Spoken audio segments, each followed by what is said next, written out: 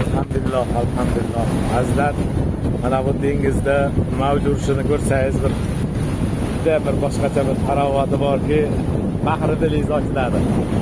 Charchagan haligi asablar deymiz biz tilimizda aytganda, kallalar o'ziga keladi inshaalloh. Alhamdulillah. Allohim mana shunday qilib insonni har zamonda bu charchagan kallalarni yirizaguchga qilib turar ekanda, alhamdulillah. Mana Allohimizlarning bu manzillarda chiroyli bir o'yinlardan zavq olib, bahramand bo'lib, Allohning ne'matlaridan inshaalloh. Qarang, dengiz mavjud. Mashalloh. Görmezse kalasın. Dünyalarda görerdim, onları kadar ortadan olmaktan sonra şimdi bir zafırı toplumlardır. Üst-üstlerimle görüştük.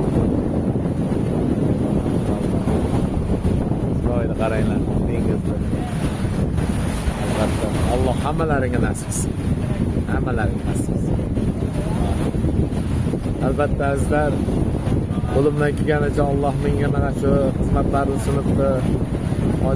Ojonalarga chin ko'ngildan, yurakdan, samimiyat bilan hech kimdan kam bo'lmaydigan darajada xizmat tashkil qilaman inshaalloh.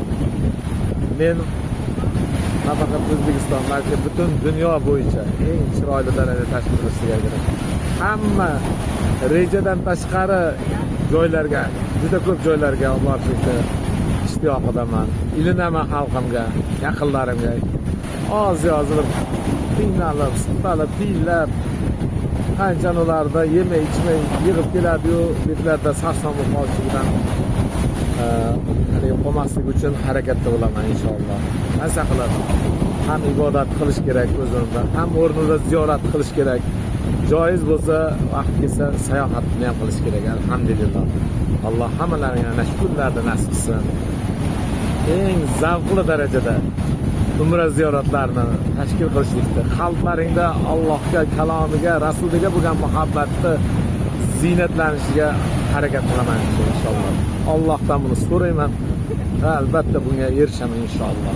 Alloh o'zi buyuk zot, so'ragandan ham afzalni bergan zot. Alhamdulillah. Hammalaringga shukrlar nasib etsin.